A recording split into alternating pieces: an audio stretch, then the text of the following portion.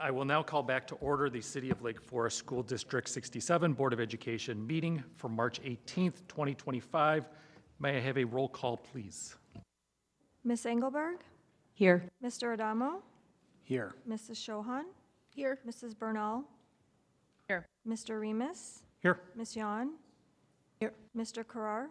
Here. Motion carried. I will now ask all members of the board, administration, and community to stand at attention, facing the flag, with their right hand over their heart to recite the Pledge of Allegiance.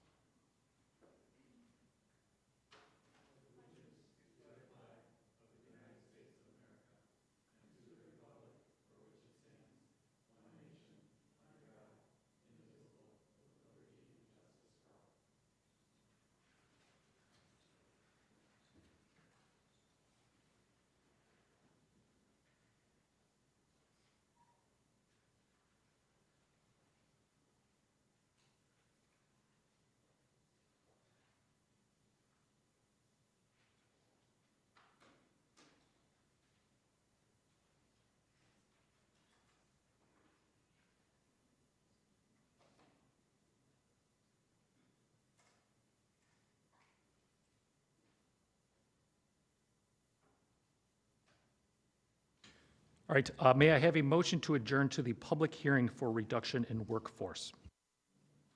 So moved. May I have a second? Second. May I have a roll call vote, please? Ms. Yan? Yes. Mr. or Mrs. Bernal? Aye. Mrs. Shohan? Yes. Mr. Karar? Aye. Ms. Engelberg? Yes. Mr. Remus? Yes. Motion carries. Mr. Adamo, I always miss you.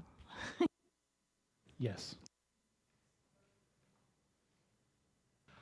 Are there any members of the public who would like to address the board? Please note that this opportunity for public comment must be regarding the reduction in force only. If you have other topics that you would like to address, please hold your comment until the regular meeting is reopened. Seeing none, I will turn the floor over to Dr. Georgia for discussion regarding the reduction in workforce. Thank you. The honorable dismissal of our part-time speech and language pathologists and preferred building subs is due to reduction in FTE and shifts in the service needs between our buildings. Per school code, whenever the total number of honorable dismissals exceeds 5, or 150% of the average number of teachers honorably dismissed in the preceding 3 years, the board is required to hold a public hearing on the question of dismissals. There is a spot for each of our SLPs in the staffing plan, with slight adjustments in FTE and building location. And regarding the PBSs, each school will have one less position next year, so they will all be RIFed and have the opportunity to reapply. As they are not evaluated and do not have seniority rights, this is a fairest solution. Are there any questions for Dr. Georgia regarding the reduction in force?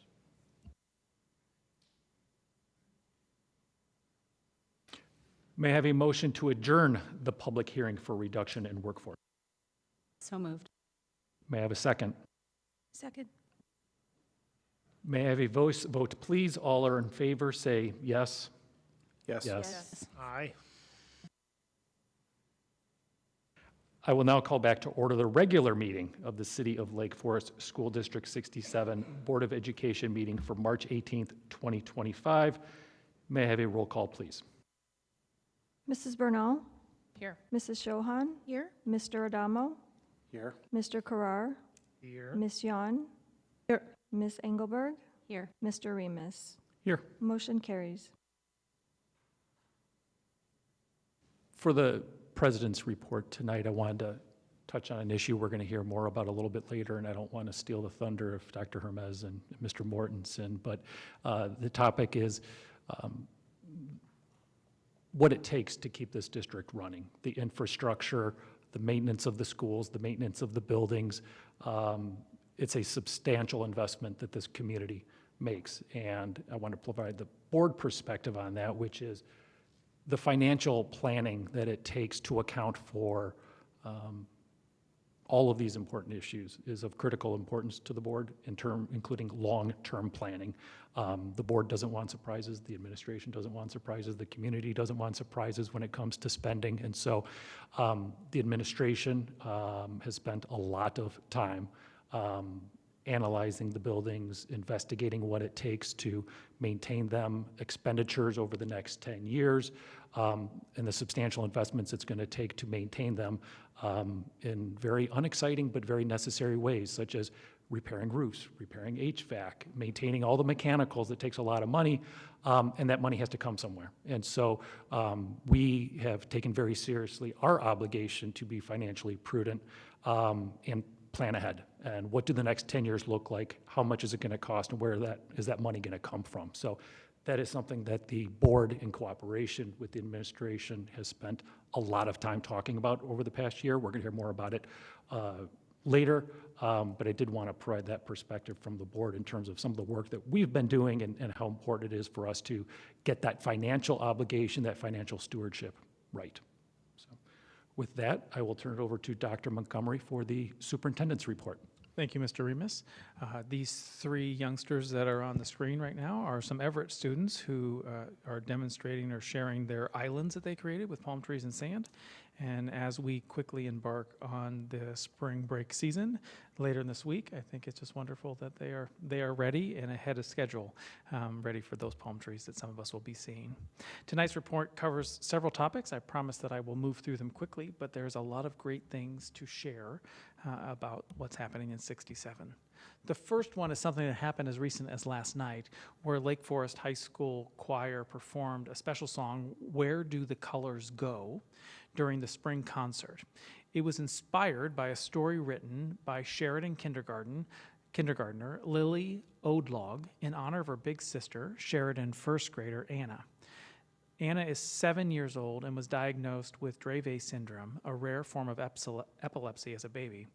Through the Sing Me a Story Foundation, Lily's story was transformed into a musical number. The performance and the Odlog family story were featured in a live report on Fox 32 News last night, and I would recommend you watching the story. And as you hear about some of the stories about what public education is going through right now, to have a positive story about our districts is certainly something that I was grateful for, and it's wonderful that we could support and honor this family.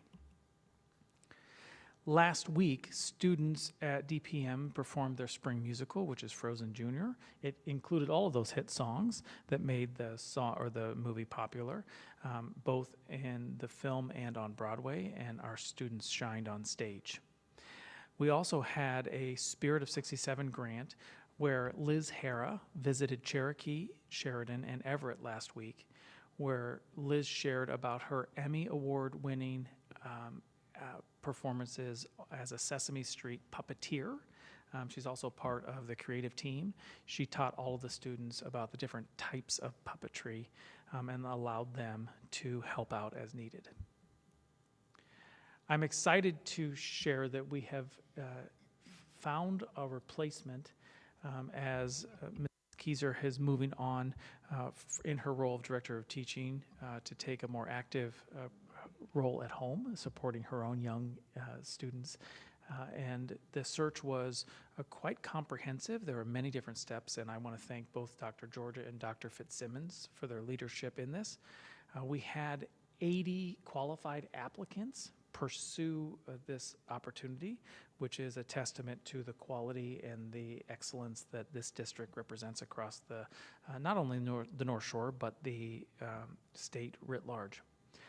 And I am pleased to recommend Dr. Andrew Fenton for this role starting July 1st. Dr. Fenton currently serves as a principal in Winnetka Public School 36. He was selected from this highly competitive pool, and he stood out for his collaborative spirit and ability to work closely with educators to implement innovative curriculum across all content areas and grade levels. Dr. Fenton holds a Bachelor of Arts in Elementary Education from our own Lake Forest College, a Master's in Educational Leadership from Concordia, and a Doctorate in Educational Leadership from Western Illinois University. We are going to be introducing Dr. Fenton to you at the April board meeting, but we are excited to formalize our relationship tonight in the HR report.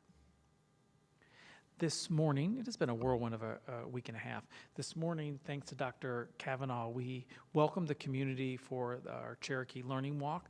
Remember, these are opportunities that we have created for the community to come see classrooms in action during the school day. And we were able to see the flexible learning spaces, the new science lab, along with classrooms. We ended the experience with a Q&A from leaders, coaches, and teachers, and even students. We had Charlie, Juliana, and Aaron, one second grader, two fourth graders, and they were on the panel offering their insights. We also had Jen Miles, Anna Freeland, Jamie Smart on the panel as representation from the faculty. I will tell you that each one of these learning walks, any opportunity you get to spend time in a classroom when it's active is exciting, but I will tell you Cherokee knocked it out of the park this morning, and you would be proud of the work that's being done there, and the cheetahs were certainly excited to see all of us. These two here that I sat with, and they were reading, taking turns reading a book, and I asked them if I could read a page, and they were kind of cautious at first, but then let me play along, and we had a good time, and I'm glad that I got to spend some time with them. An update on Cherokee with the principal's search. As you know, Dr. Kavanaugh accepted a position in a nearby district, and we're happy for her and want to wish her the very best and thank her for her service, but being a part of the district for, I can't remember the year, 10 years maybe? 13 years. So forgive me for not having that. A very long time serving the District 67 families. Her search, or this process for her position has begun. The focus groups have wrapped up, and we were able to, with the help of Dr. Fitzsimmons, do a family and staff survey. We had multiple opportunities, both online and in person, for parents to engage, multiple opportunities for faculty to engage, as well as a student focus group. We are hoping to have stakeholder interviews on April 14th and a recommendation for you to the April board meeting. Please, I will allow for some flexibility as we go through the process. If I need more time, I will certainly be in touch with all of you to tell you how that's fluctuating, but the goal is to have the next principal selected by our April 22nd meeting. I want to take a moment also to celebrate that Moody's reaffirmed our AAA bond rating 2 weeks ago, I believe, and you will hear more about that when Jen and Dan present, but that is a testament to the excellence of financial stability that these districts have. I say these districts because 115 is also AAA rated, as well as 65, Lake Bluff. There are only 75 on average districts that are AAA in the country. So this is certainly a badge of honor that we work hard to maintain, and we're also exceptionally beneficial, or we reap the benefit of a incredible community that we're a part of. We sent a team to try a new initiative, which is the Consortium for Interdistrict Collaboration, CIC, where we have 6 districts engaging in instructional rounds. It is a experience or a model that we stole from a different state, actually New York. And the idea is that you have teams of districts visiting each one of the participating districts at one point in the school year. This year we were at 109, and 70 is also coming up this spring. I don't know that we're participating in 70 just because of the amount of days it requires for our staff to be out of district. But the idea is that the district that we're visiting comes up with something they're working on. In 109, I think it was, student autonomy. So we were looking for, through site visits, artifacts of what they collected to support their initiative, and then what was happening in the actual classroom, and then the team of districts that were visiting shared back with 109 about what they saw and what they learned. It's almost like our learning walks, but in a different district with educators doing the actual walks. We will likely sign up for next year for a team of people to come here to work on whatever problem of practice we decide. I think it really increases the level of collegiality among the districts and the partnerships, and more eyes on what's actually happening from trained professionals so we can grow as a team. 70s Libertyville. We were at Deerfield 2 weeks ago. Last week, forgive me, Wednesday, Thursday, Friday. A quick celebration. The national conference was 2 weeks ago, and I'm most fortunate, and I'm counting my blessings, that I had the opportunity to do, I think, 5 presentations during the week. My head was spinning just a little bit. The last one was the one that perhaps was the one I was most nervous about, which was a conversation between myself and a Harvard professor around the topic of navigating difficult conversations, which seems like something that we all need the skill set to do in this increasingly polarized world that we are living in.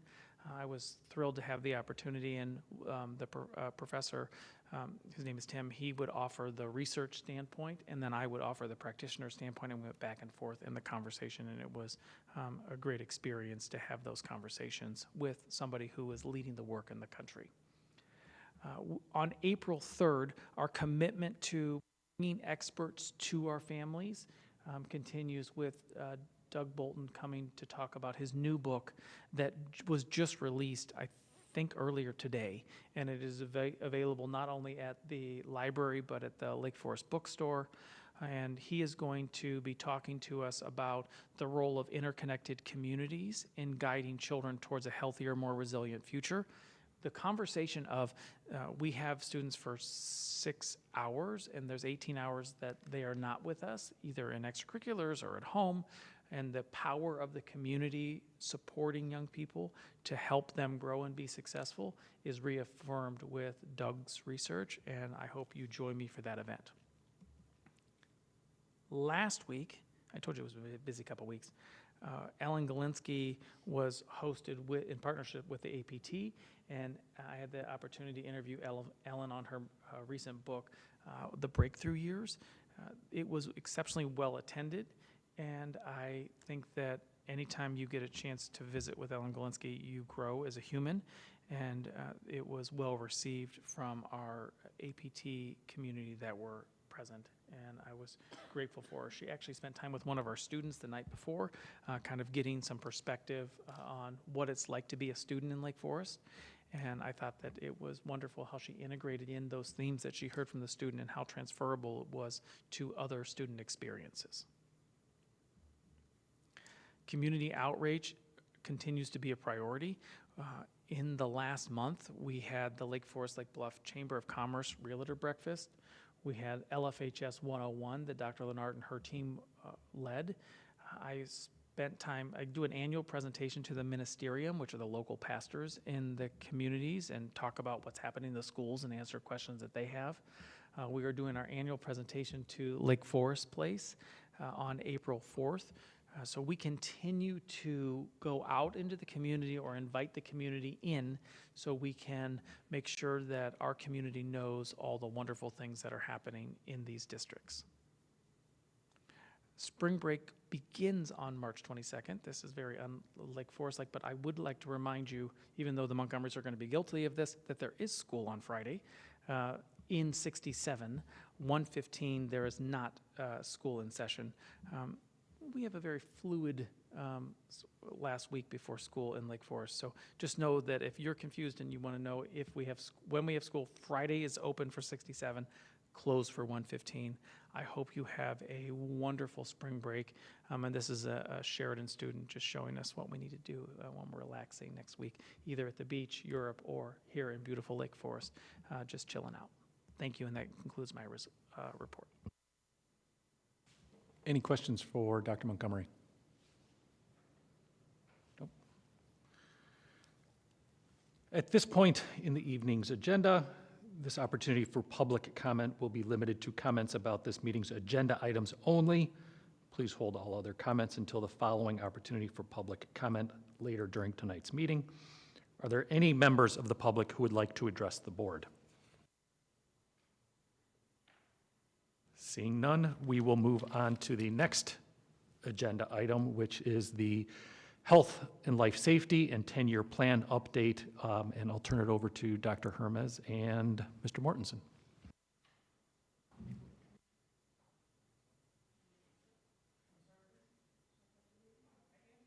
I am going to intro. Thank you so much. Will you advance one slide for me? I'm so sorry. My mind just stopped after I was finished with the report. So the agenda tonight are really to give an update on where we are with the Life and Health Safety Survey, talk about the capital improvement plan, hone in on the the upcoming project that I'm exceptionally excited about that's been multiple years in the making around the Deer Path Cafeteria, and we got a leg up with the help of the Spirit. Funding that was one of the action items tonight, and then ultimately next steps. I want to celebrate Dan and Jen because there are many buildings in 67 when you have 3 elementaries and Deer Path divided in half. There's a lot of square footage to upkeep. And when you look at a plan over the next 10 years to address the many needs of those buildings, it is something that is not a quick process, but exceptionally powerful process to make sure that we know what is on the horizon.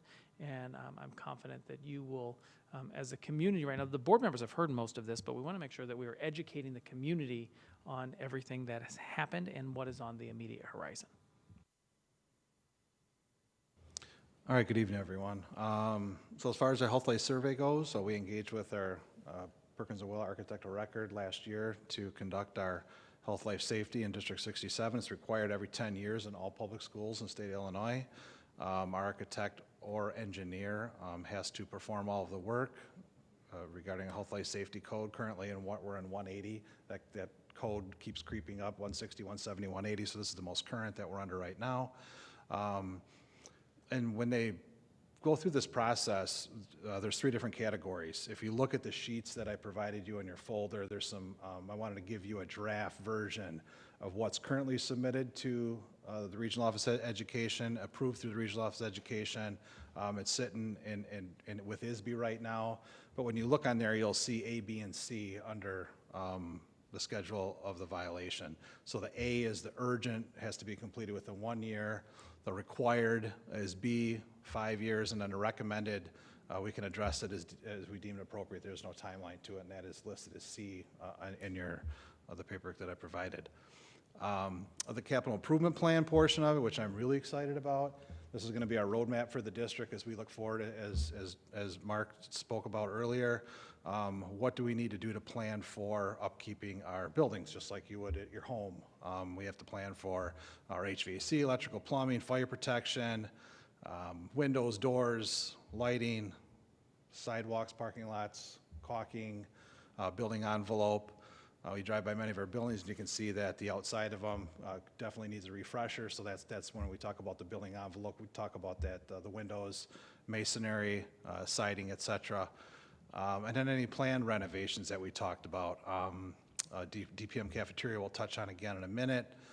Toilet rooms district-wide. Many of our toilet rooms have not been updated for many years on all 4 of our buildings. And then also the additions at Everett and Sheridan. If we think back a couple years ago when we talked about Cherokee and we put the addition on at Cherokee for our flexible learning spaces, the board had us take a look at what can we do at Everett and Sheridan to provide that same type of space. So we did that. We do have the ability to do it, and those are projects that we have on the long-range plan here to see where they would kind of fit in. And then the accessibility assessment is the third part of what our architect is looking at. So our accessibility in our facilities were covered.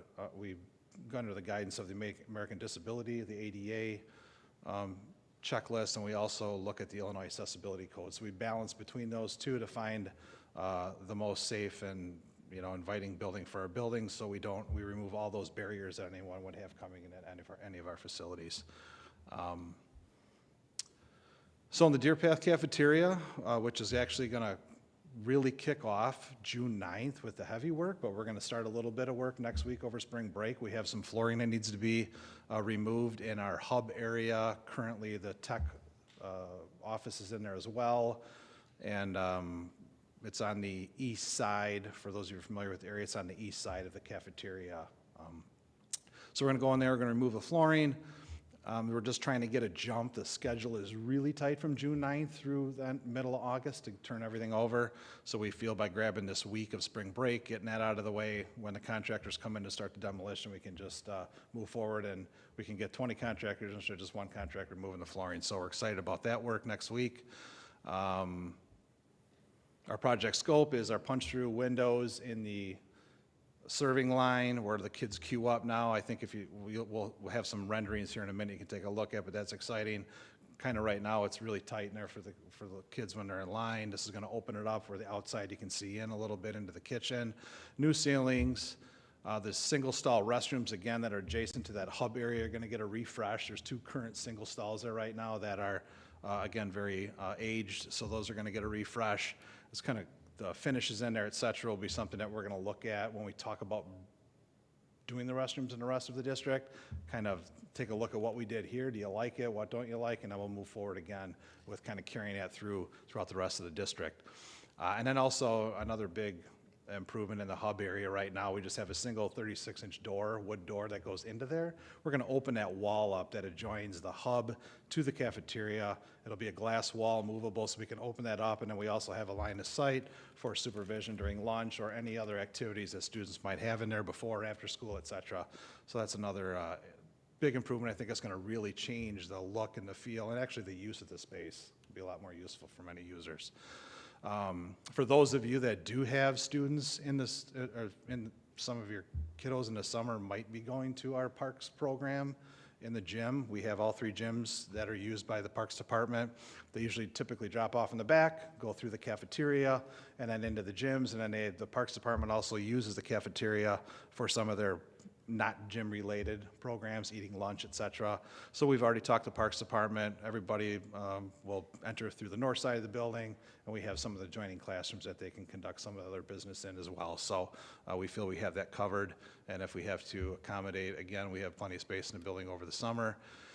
And then Phase C, which we are currently just starting discussions on what that phase is going to look like. That'll take place in the summer of '26. It'll be the entire south-facing glass storefront that currently faces the patio. That's single-pane glass, original to the facility, so it's extremely inefficient, and we're having some failing issues with caulk, et cetera, like that, so it needs a full replacement. That'll be included in scope of work.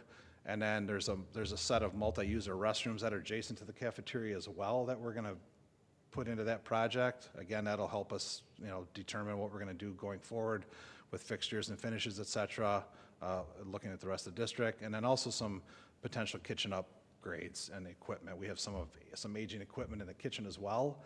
We want to have a great space and have all these new amenities, but we got to make sure that we have the backbone to feed them and cool it and freeze it and all that stuff with the food. So excited to talk about that. And this is just a little refresh on what that rendering looks like. Again, we're getting close to start a project. Just kind of keep that fire burning as far as the excitement goes. That's a rendering of our what are we calling that? What's the term I'm missing here, Melissa, on the graphic wall?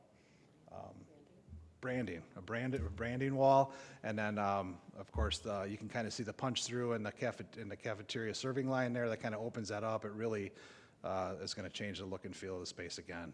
And then we have one more of the hub area. So this is that area that's on the east side of the building. You'll see the exterior windows on the right, and then that new glass, movable, openable partition wall that faces into the cafeteria on that side of the facility. And then directly on that teal wall, that's going to be some glazing that looks into the new grab and go, I believe we're calling it, Jen, grab and go area for students. I don't think we've really put a name on it yet. Just going to be another opportunity for students to get different choices of food in that current area where the tech office is right now. It's got a fun ceiling in there and some fun colors, so it's going to be again a really defined great space for us for many uses. And Jen's going to talk a little bit about how we're going to fund this.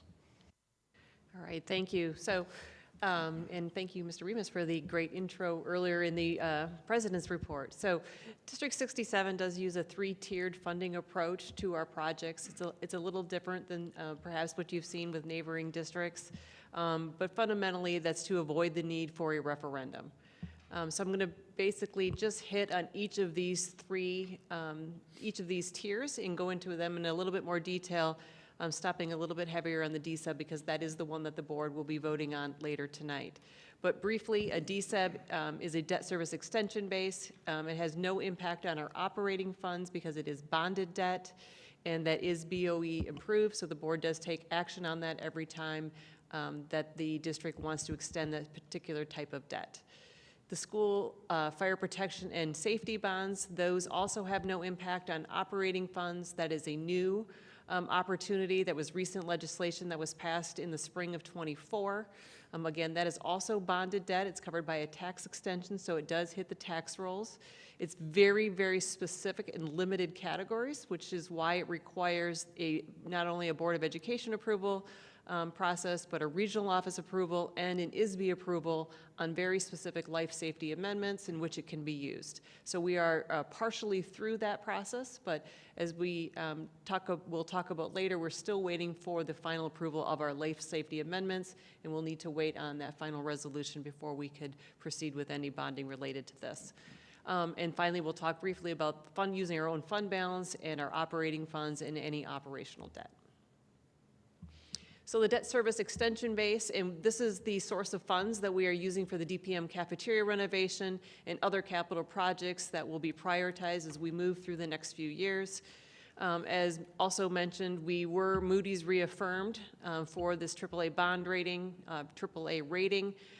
That also rated our bonds so that when we went to market, that those that might be interested in purchasing our bonds knew that this was highly rated debt. That action is on the board agenda, which will confirm a working cash bond that would close on April 2nd. The all-in interest cost, we did have high bids on that. We had 6 bidders that were interested. That was a 3.587%. Net proceeds would be just under $5 million at 4.7819, and that is a 10-year lifespan. The school fire protection and safety bonds that I mentioned earlier, those funds, once we do have those ISB approvals, fundamentally we would primarily be using those to fund roofing. We do need roofing replacements, and those are outlined in the draft documents that Mr. Mortensen provided at your table today at all 4 of our buildings. So this is a fine way to invest in them. We're asking you that you table that resolution tonight pending the final approval from ISB. That would be a $10 million bond over the course of 10 years. Obviously, the lifespan of a roof is well over 10 years, so a good investment. And finally, this is something that I think 67 has done very well over the past couple of decades, which is really to look at the internal operation and fund balance and how we can grow and then draw down that over the course of time to invest in our own buildings. It's utilizing not only reductions in growth, but also looking at operational debt out of our own funds, sort of like a home equity, if you were to compare that to your own home financing. To how we could do that within our own revenue stream. So that takes a lot of prioritization because there's a lot of worthy things that we could invest in. I mean, from teachers and programs and lots of things that we can put our resources to. So we need to make really important decisions regarding prioritization, and this board will be involved very much so as we go through this process over the next 6 months to a year as we continue to refine and plan in conjunction with our 5-year projection and the final capital plan and our HLS, the health and life safety surveys. So that does roll into our next steps. We will receive those final reports from Perkins and Will. The ISB approved. There could be tweaks from what we've submitted already. They do have the right to ask questions and ask our architects questions and make adjustments. So we'll have those final approved amendments. We will have that final accessibility assessment and then the finalized 10-year capital improvement plan. We will ask you at a later meeting to approve the resolution for those life safety bonds. And then, as I mentioned, we will continue to plan and prioritize the capital projects. At the next Finance and Ops Committee meeting, which will be in April, we will review the 5-year projection and these plans. Do we have an estimate on when ISB is going to get back to us on the review of the plan? I did hear that there is one gentleman that reviews the plans, and I heard he has about 50 projects sitting on his desk. So he's a very busy young man. We did call and ask for a status update. To date, we have not received a call back. I am hopeful that it will be prior to April 22nd, but at the same time, we are acknowledging we have no control over that, and it sounds as if they are overwhelmed with requests. Any questions from the board for Dr. Hermes or Mr. Mortensen? Thank you very much for the presentation and all your prior presentations. Your hard work over the past year and then some has been extremely helpful, and I know you've received a lot of support from Perkins and Well as they've come in and presented to us as well, and the level of detail and minutia is incredible. So I appreciate the way you guys distilled it down for this evening. Thank you.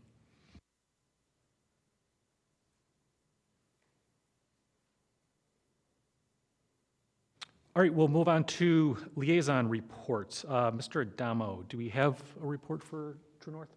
Do not have a report for you. Spirit of 67, Megan? No? I'll mention something that didn't quite make it on the agenda, but on the legislative front, two things to note, and both are in all likelihood far off on the horizon, but worth noting as possibly having an impact on us. One, it has made the headlines in most of the major publications, and that is Governor Pritzker is advocating some form of legislation affecting cell phone use in schools. So we'll continue to monitor that.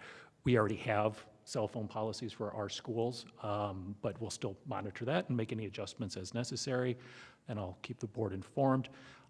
There's also some proposed legislation that is still making its way through, and it's not clear if it's going to go anywhere, but it's legislation touching on the use of Native American names and imagery. We'll continue to monitor that, and whether or not it has any potential impact on District 67. If there's any developments, I will let the board know.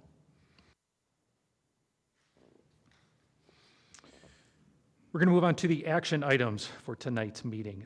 Action item number 1, approval of Olson Transportation for regular transportation July 1, 2025 through June 30th, 2030. May I have a motion to approve the transportation bid? So moved. May I have a second? Second. Any discussion? May I have a roll call vote, please? Mrs. Shohan, Yes. Mr. Remus, Yes. Mr. Carrar, Aye. Ms. Engelberg, Yes. Mr. Adamo, Yes. Ms. Yon, Yes. Mrs. Bernal. Aye. Motion carries.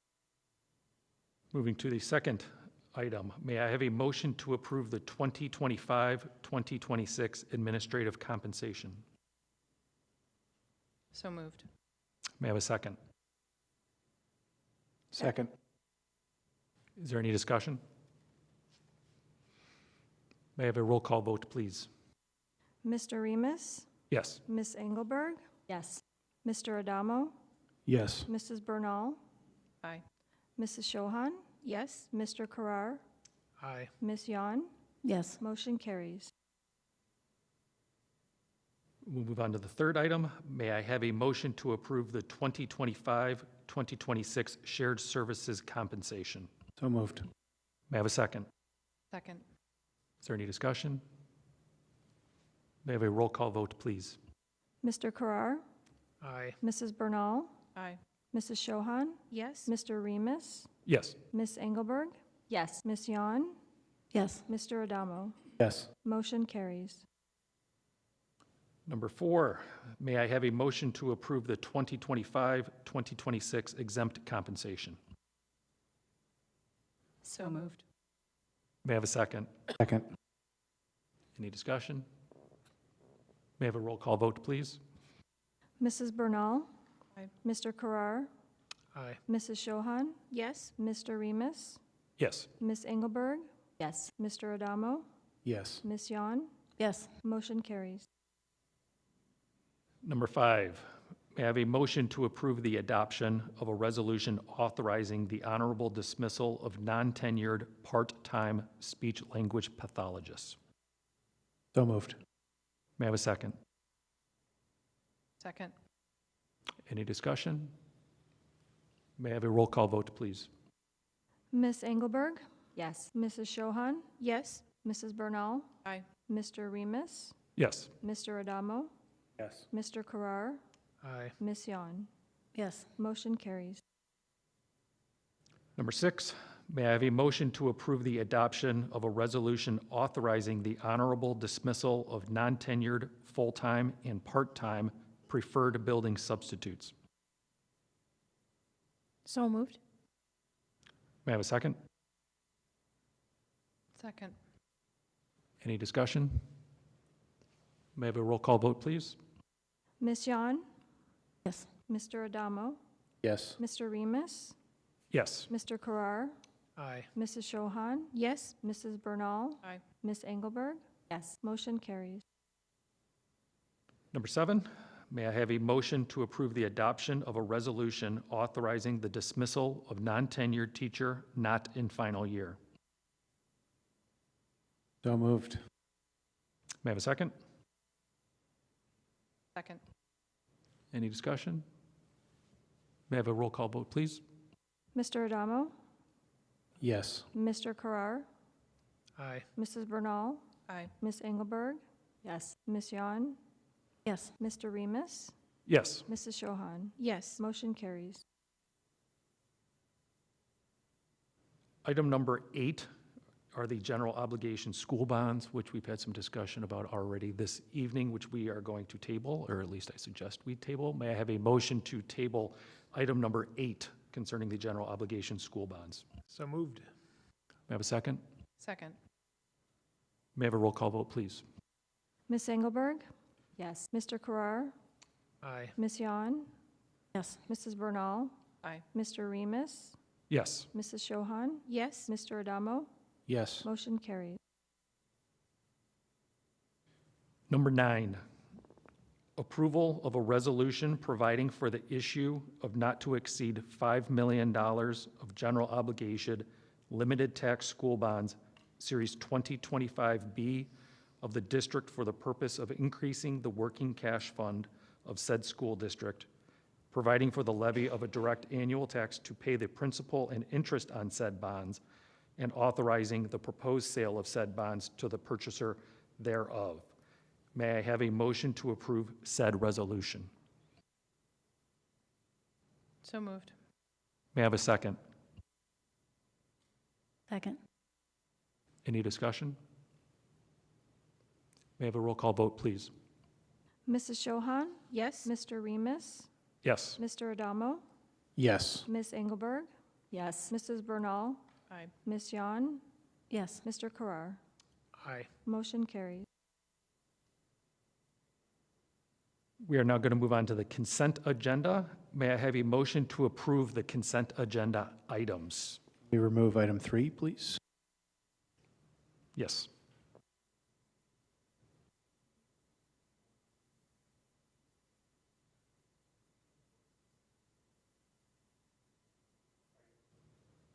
So may I have a motion to approve the consent agenda items excluding item number 3? Moved. May I have a second? Second. May I have a roll call vote, please?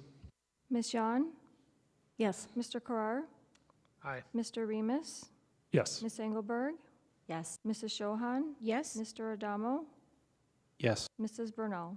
Aye. Motion carries. Let's take up item number 3 separately. May I have a motion to approve the approval of the Baker Tilly auditing services contract for 2025, 2027? So moved. May I have a second? Second. Discussion?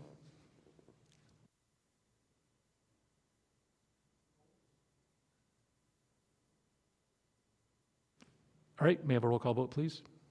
Mrs. Bernal, Aye. Mrs. Shohan, Yes. Mr. Adamo, Abstain.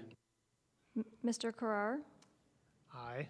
Ms. Yon, Yes. Ms. Engelberg, Yes. Mr. Remus. Yes. Motion carries. There were several FOIA requests, all of which have been completed. 4 of 4 for Parents Care, 2 of 2 for Frank McCormick, and 1 for Michael Roast. At this point in time, we'll have the opportunity for public opinion. Are there any, or excuse me, public participation? Are there any members of the public who would like to address the board?